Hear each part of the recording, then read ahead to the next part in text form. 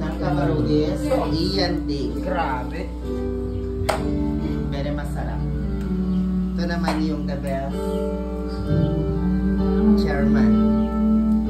The host country, Joymel. Country of Joymel. The host is good.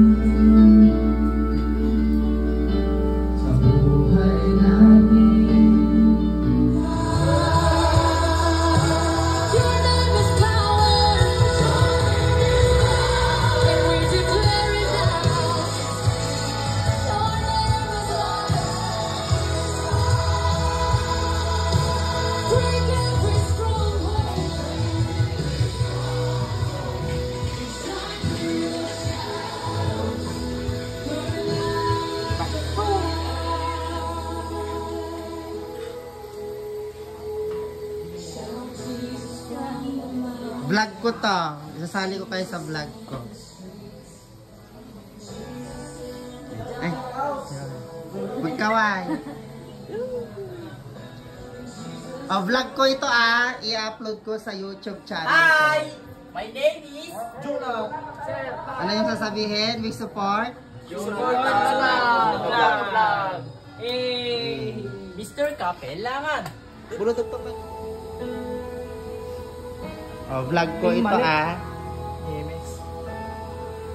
Mag-hi kayo.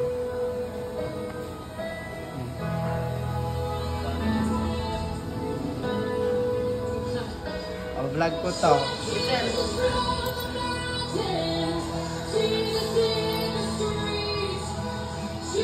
Vlog ko to. Magkaway naman kaya. Ay, kaway. Vlog ko to. Ready na, meron na sila. Kaway. Vlog ko to. Ay, yung sa likod anak ko. Doon. Vlog ko to. Tara na, tanggalin na yan, Tiho. Vlog ko to. Magkaway. Shout out. Shoutout mo to vlog. Tara na, tara na. Stephanie, kaway. Blessing. Isuot na yung pan-alo manista. Sir, hi. Kaway. Thank you, Dane. Thank you, Jessa. Julian. Natagyo yung manista ngay. Isuot mo na. Kaway, Genevieve. Jessa. Vlog ko to. Kasali ko sa YouTube channel ko. Joymel, ang host country. Thailand. Joymel, kumaman. Magtawag na ng mga bata. Joymel, anak ko. Kaway. Hi, sir. Hi, sir. Sige pa, wag muna. Magpa-music muna kayo habang hinihintay natin yung mga bata.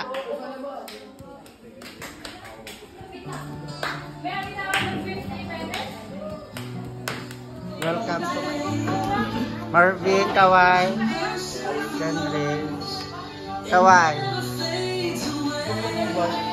Yung humanista mo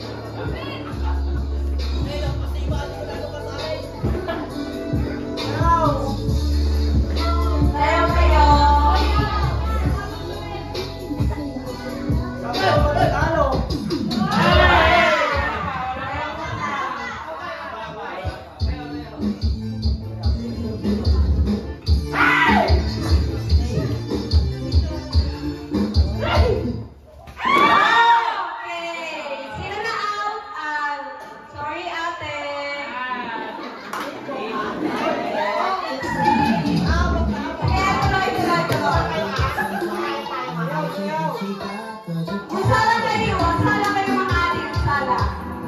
Pati kayo ng talent view.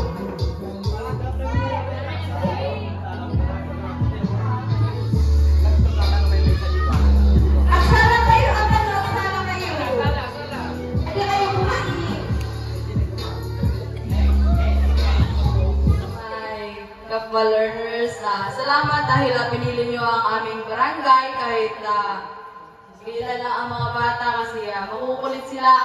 Pero salamat pa rin sa mga tulong ninyo. Yun lang.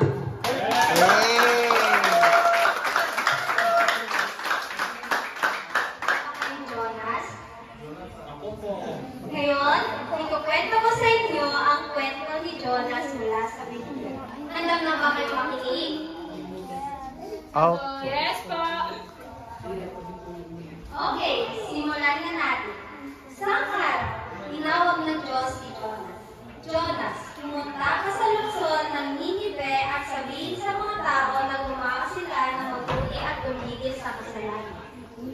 Pero alam niyo ba, natakot si Jonas. Hindi niya sinunod ang utos ng Diyos. Sumakay siya sa barko papunta sa ibang direksyon. Habang nasa gitna ng dagat, dumating yung isang malakas na bagyo. Gayahin natin ang malakas na hangin. Whoosh! Whoosh! Natakot ang lahat ng tao sa barko. Sabi ni Jonas, ako ang dahilan ng bagyo. Itapon niyo ako sa dagat at titigil ito. At nang itapon siya, biglang huminto ang bagyo. Pero hindi pa doon natatapos ang kwento.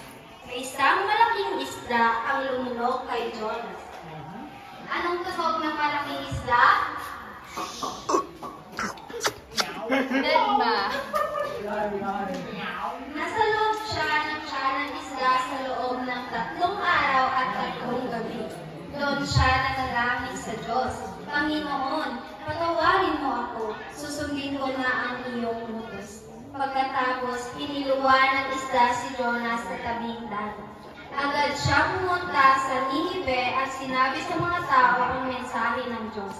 Nakinig ang mga tao at nagsisi sila sa kanilang kasalanan.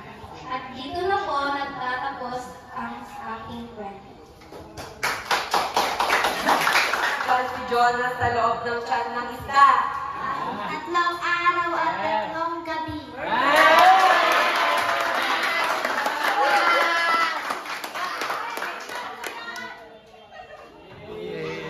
Galing. 3 araw at 3. Ano ang ginawa ng mga tao sa barko kay Jonas?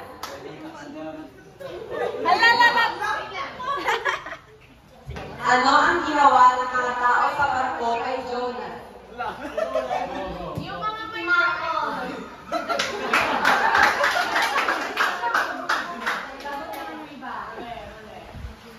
Ulit, ibang question.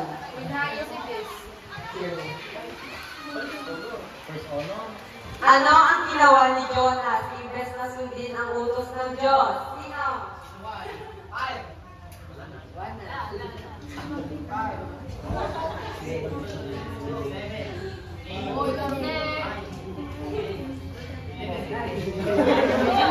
Sumakay sa barko at pumunta sa ibang direksyon.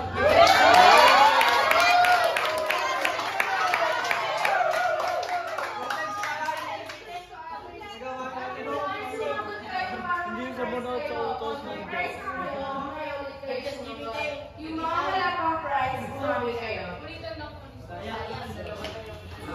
Sorry! Depende.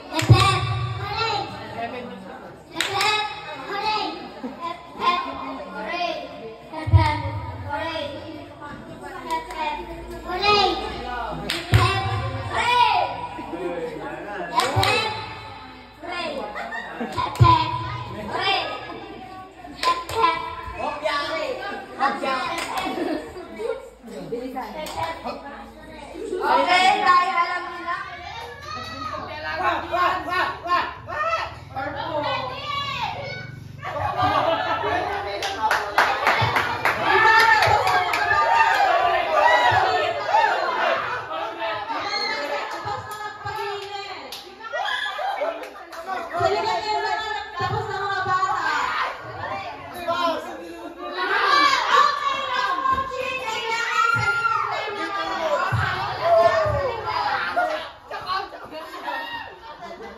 Pumunta na sa likod yung mga tapos. Pumunta na sa likod.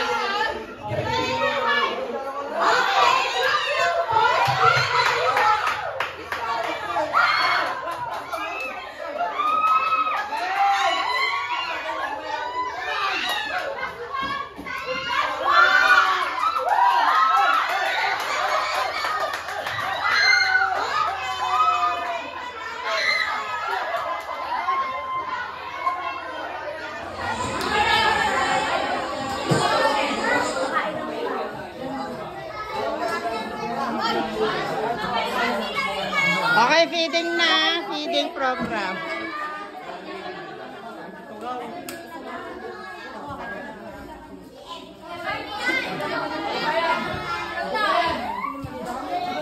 Tabo lang yan.